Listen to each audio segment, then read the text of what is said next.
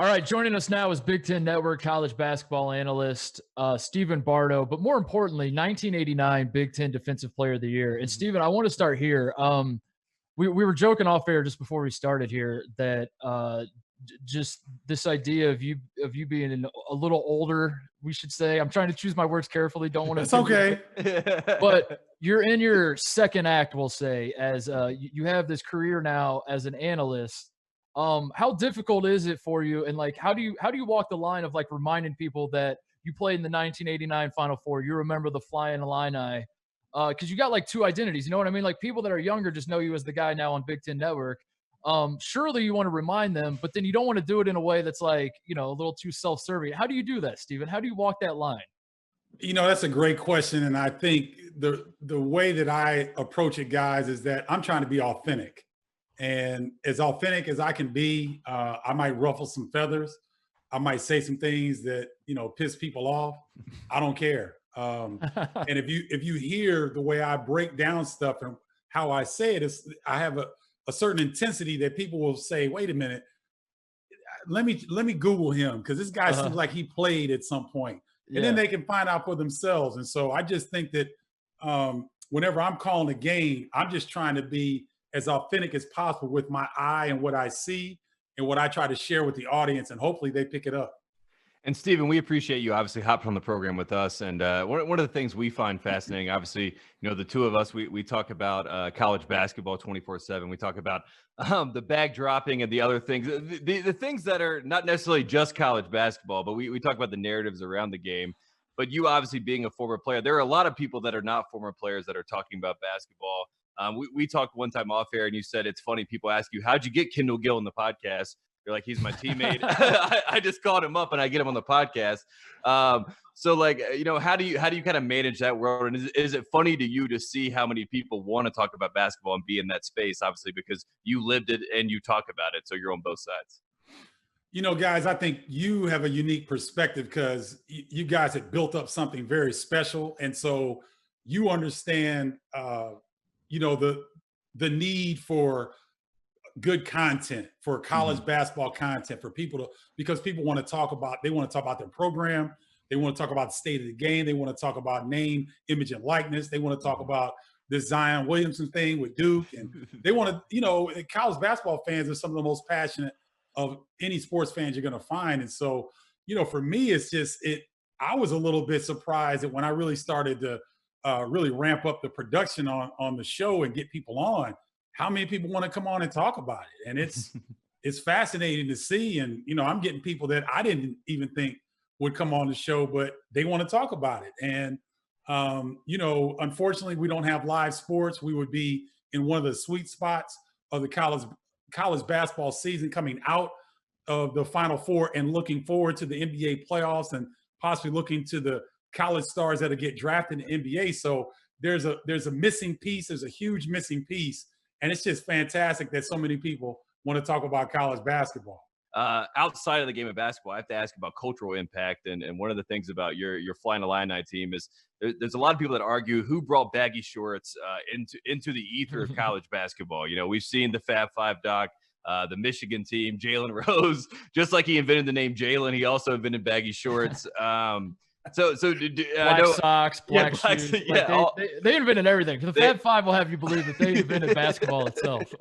The give and go is the Fab Five as well. There you go. Yeah, but when you think about baggy shorts, do you claim that? Because I've seen Kendall Gill. He says that you guys started the baggy short trend. Yeah, we did. And the funny thing was, man, we were wearing Speedos before that. So we thought were baggy shorts or probably normal shorts. And they weren't as baggy as the Fab Five, but we did start the trend of baggy shorts. Kendall Gill was a Michael Jordan fanatic. Everything he did, he tried to emulate MJ. And so when Jordan had the baggier shorts, he went to Lou Henson before our junior year and convinced Lou that we needed an apparel overhaul. And Lou went with it. I couldn't believe it. I don't know. I still don't know what Kendall said to Lou, because Lou would always say no, but Kendall got him to say yes. And we came out with baggier shorts than anybody had at that time. And so, we like to credit ourselves with the baggy shorts trend, but, Fab Five, they seemed a lot more flash, and it seemed a lot better on them. So we'll let them slide with it. Well, they were younger. I think that was part of it too. Is like they had the idea of like the freshmen. Who was in your recruiting class at Illinois? Were you the same age as Kendall Gill and Nick Anderson? Yeah, both?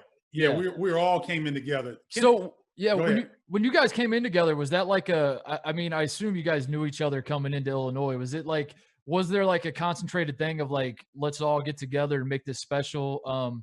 Or was it like you guys just kind of each individually ended up there on your own?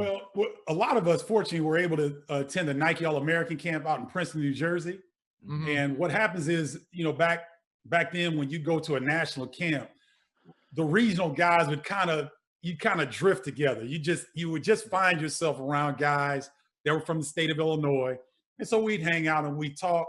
And obviously Marcus Liberty was the #1 player in his class. He was a year behind me. I believe Nick Anderson was there and some other guys were there. And we said it would be cool if everybody went to Illinois.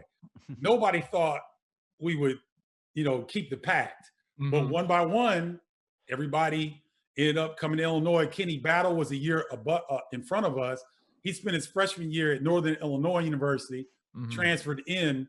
So he was sitting out my freshman year. And so we all kind of came at the same time.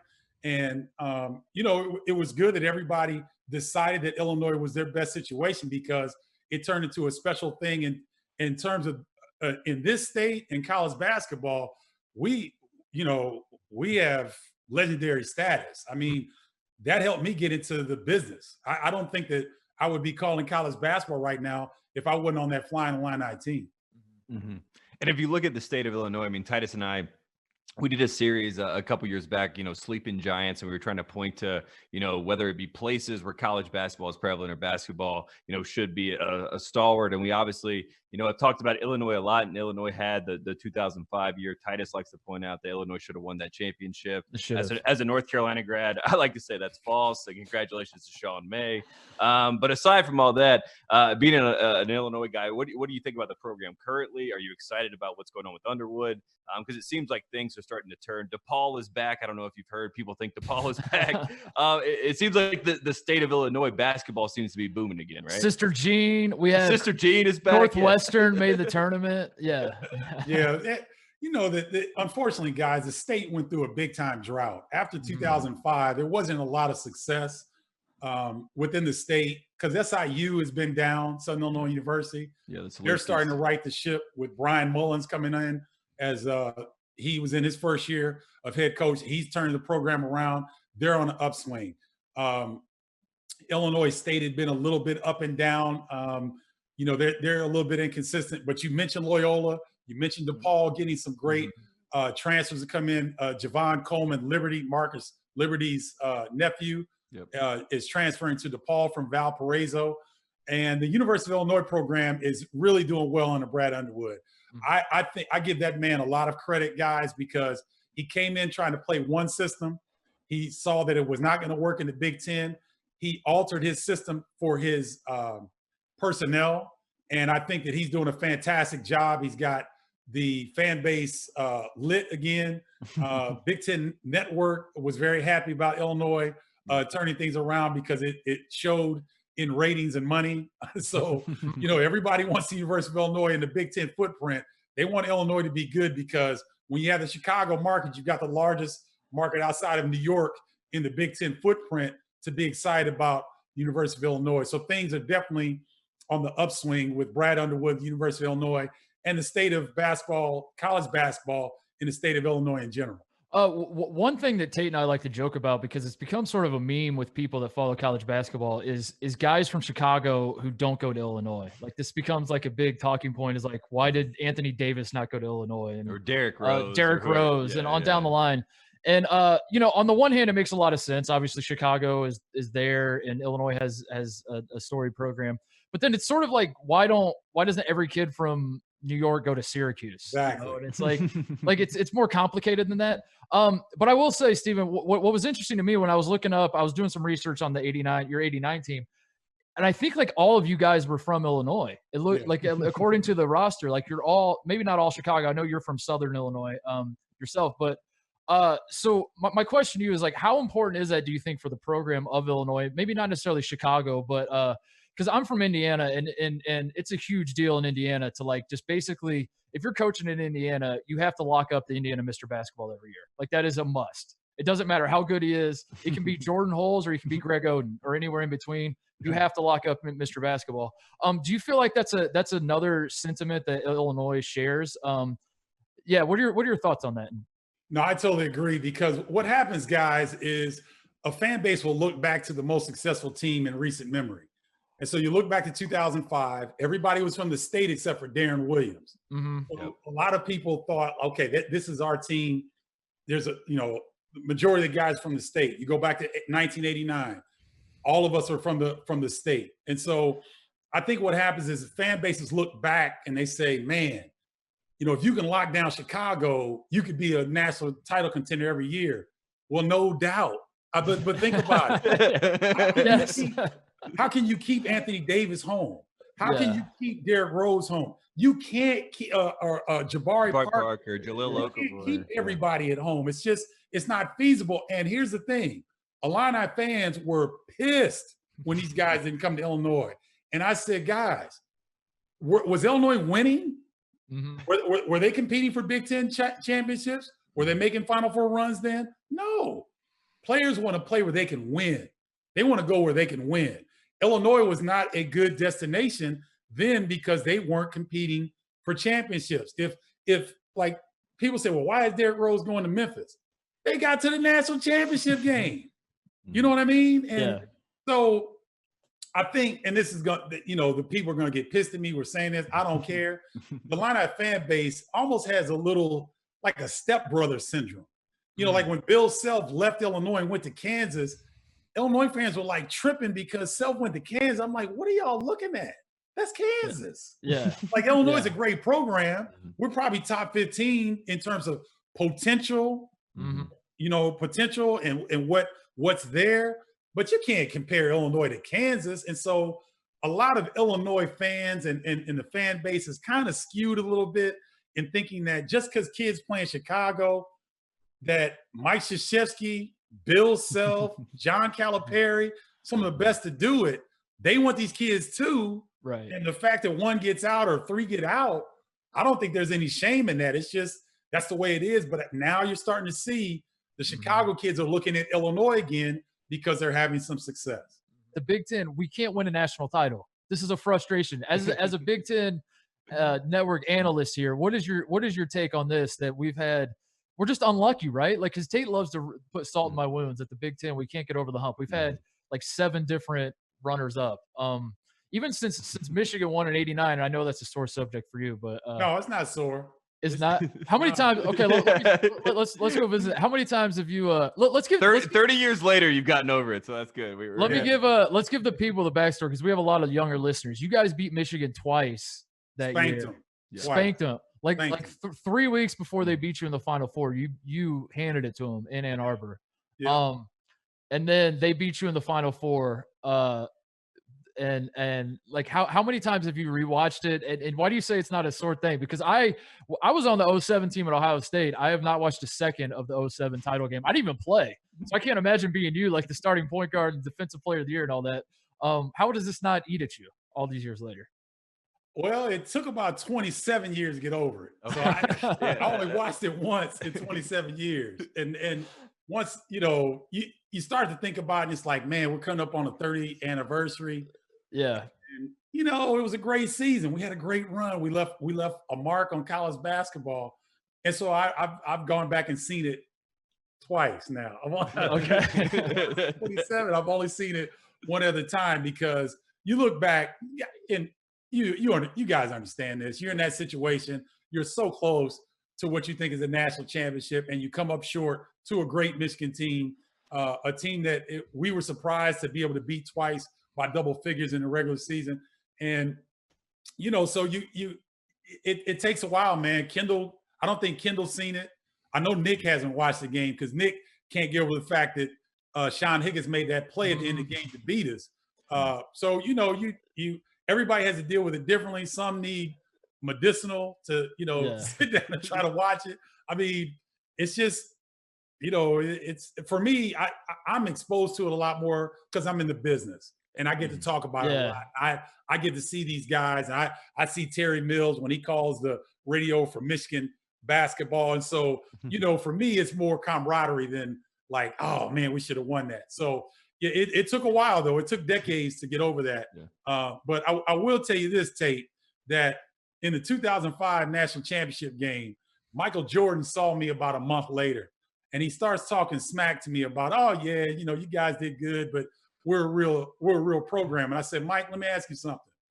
When have you seen a national championship game where the starting center, James Augustine, fouled out with 9 minutes played? Mm-hmm. Michael Jordan drops his head, no lie. He dropped his head and was thinking for a good 15 to 20 seconds. Because that's every Carolina fan wants to come back for that. Yeah. he thought about it. I give Michael credit. He thought about it. He looked at me and smiled. He said, yeah, but we kicked your ass anyway. I said, yeah, yeah, 75-70. That's what I was thinking. It's a legitimate thing. So I had to throw that in there, Tate. And then then 12 years later, and then 12 years later against Gonzaga, Zach Collins fouls out against Carolina and plays like 7 minutes and gets 5 fouls. So it's weird. There's a pattern here, Stephen. That's all we're saying.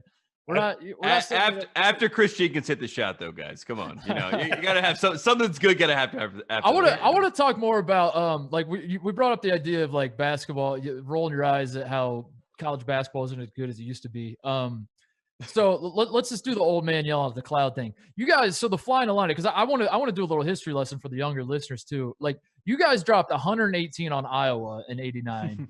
In a regulation game, you scored 127 at LSU in a regulation game. These are two teams that made the NCAA tournament. It's almost inconceivable when you watch college basketball now that you could score 127 points in a game unless you were running like Loyola Marymount stuff. Is that what was going on? Like, how do you explain this, Steve? Explain to our younger listeners who are gonna, they're gonna listen to this. They're gonna go look up some. There might be a lot of people who don't even know about the Flyin Illini are gonna go look it up and be like, oh my God, they did what? How does this happen? How do you guys score so much? Well, the game back then was a lot different because it was physical, but the guys weren't as athletic then as they are now. And so what happened was we were just a bunch of gazelles. We were very unusual in that we ranged from 6'5" to 6'8". That was our roster. We didn't have anybody taller than 6'8". So I'm 6'6". I'm a point guard. Our starting center was 6'7" at Lowell Hamilton. So we would switch everything defensively. Yeah. We gave people fits. And I think we were top 5 in the country, I believe, in steals that year. So we got a lot of offense off of our defense. We would press, we'd run and jump, we'd switch. So we got a lot of steals. Then once we would secure the defensive rebound, we were always looking to push. We rarely walked the ball up the floor. Mm-hmm. So we were an up-tempo team. We wanted to take advantage of our athleticism, our mismatch at positions. And so, you talk about that game at LSU. That was Chris Jackson, a.k.a. Mahmoud Abdul Rauf. Still balling. Still balling right team. Now. Yep. And think about this. Now, you mentioned I'm 6'6". I'm the defensive player of the year in the Big Ten. Kendall Gill is 6'5", was a tremendous defender. We would switch on Chris Jackson. He gave us 29. He fouled out with 9 minutes left to go in the game. We couldn't do anything with that dude. Yeah. Now, he couldn't do anything with us on the other end. Yeah. But we fouled him out. But those are the type of games that we'd have. You talked about the Iowa game, 118. I believe we averaged 89 points a game that year, something crazy. But we were up-tempo, man. In the game back then, people don't understand the Big Ten Conference in my junior and senior year alone has 17 first and second round NBA draft picks. Mm-hmm. That's unheard of. You don't see that anymore in college basketball. And it's not college basketball's fault. Mm-hmm. There are 80 players who put their name in the draft the last 2 seasons that could have come back to college basketball that chose not to. Mm-hmm. So that's what's really the differentiator, in my opinion, between when we played to the game now, because Nick Anderson left early, but he was a junior. He still got 2 solid years of college basketball in before he left. Now guys get 1 year and they're gone, or 2 years and they're gone. And so I think that's the major difference between the game now and the game then. If the players were to stay longer and be in college basketball, I think the level of play would be outstanding. It's outstanding now in my estimation, but it would be even better if those 80 or so kids the last 2 years would have come back to college basketball. I think that's definitely the big thing there. I've always had this theory too that just whenever I go back and watch old games, it always stands out to me how you guys would just like shoot if you're open, and that sounds so simple, but like I swear you watch some college basketball games today and guys will be open. It's almost like they look to the bench like, am I allowed? I can shoot. Okay, I'll shoot it. And it's like they overpass or like, oh, I don't know. And back then it's like you just play. You're open, shoot. If you're not open, pass it, move it, cut. I don't know. It's just wild. It's stunning because I mean 127 points in a regulation game like that. Can you imagine a Big Ten score? Like if Illinois versus Iowa was 118 to 100 and whatever right now, you'd be like, what the hell happened in that game? Yeah, well, you're like, oh, poor Iowa. How many points did they score? 40? That's terrible. Right. Yeah. Is there any hope though as we look at next year? Like a Luka Garza comes back. He's obviously had a great year, but he has a chip on his shoulder. Doesn't win Player of the Year. Obi Toppin sort of gets those honors. Is there a chance that maybe Luka Garza and the big man is back next year in college basketball? Is that the hope? Is that what everyone? It can't be Iowa, Steven. Iowa's not the national title. Get out of here, Tate. Yeah, that's so backhanded how you did that. I see how he did that too. He's like, is Iowa the net? Come on, right? Come on. No, I think that what you're seeing now. One of the things to me, a program like Ohio State, program like Indiana, program even like Illinois. To me, when they're rolling, they have a better chance than maybe even Michigan and Michigan State. Now, why do I say that? Because Illinois, when they start winning, you see what Ayo Dosunmu has done. Mm-hmm. Then Adam Miller follows. Taylor Horton Tucker should have been wearing an Illinois jersey. Yep. But they couldn't work that out. So when you start to see guys like this coming to Illinois, you start to see guys like Trace Jackson Davis go to Indiana. Ohio Langford go to Indiana. Yeah. These three programs, in my opinion, when they get rolling, they have even as good of ability as Michigan State or Michigan to draw former NBA players into their program. So I guess what I'm saying is now that Illinois is starting to get better, I think Indiana is on the cusp of starting to improve. Ohio State is right there. I think Chris Holtmann is one of the most underrated coaches in all of college basketball from an in-game and recruiting standpoint. So I think the Big Ten is going to be fine in the next 3 to 5 years. I'd be very surprised if the conference doesn't have a team that can break through and win a national championship. I really believe that. That's what I love to hear. Stephen, stuff like that will keep you coming back on the show. You keep saying stuff like that. We'll have you back regularly. Before we let you go, your thoughts on the name, image, likeness stuff floating around the NCAA. I mean, I don't even really know how to phrase the question. Just in general, the way college basketball is trending, all this discussion, not only about like players getting paid, but what the G League has going on, and just kind of it feels like we're at just a turning point in the course of college basketball history, and whether that's good or bad depends on who you ask. So how do you see it? Well, I see the NCAA needing to reform. I see them needing to be competitive with some of the competitors in the marketplace. And guys, let's face it, this is capitalism. So the only place in the United States that you'll see people that work their tail off to create millions for a program don't see any direct monetary benefit, right? Mm-hmm. They get scholarship, they get food and medical services and academic services. That's all fine and dandy. But if you were to take an engineer and Microsoft or Google or somebody comes in and says, you know what? Yeah, after your freshman year, you've shown a propensity to do what we want you to do. We're going to give you a 4-year deal for $125,000 per year. And people would be writing about it in Forbes magazine. Mm-hmm. They'd be writing about it. But for some reason, I'm not going to say for some reason, we know why, but the NCAA sells this amateurism BS, which it is, it's BS. And here's the thing, the name, image, and likeness requires programs to spend this much additional income. They don't have to pay players. All this does is allow players to go out and cut their own deals. Mm-hmm. And guess what? The NCAA has put in a rider in the the bill that's right now that says that the players can't wear the jersey. They can't utilize the name of the school to make money off their likeness, name, and image. Now think about that for a second. How greedy do you have to be? Because let's think about it. There's only going to be, what, 2 players max, 3 max per program, top Power 5 programs. They're going to be able to take advantage of this. It's not a lot of players.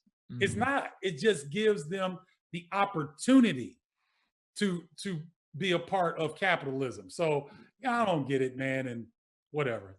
I'm done. We'll just keep talking about it forever. Honestly, that is such a great that sums up my feelings as well. Just you at the end. It's just like, I mean, it's just like I give up. It's like, how many times can you yell about the same thing? It's We've been here a million times. Well, thank you so much for joining us, Steve.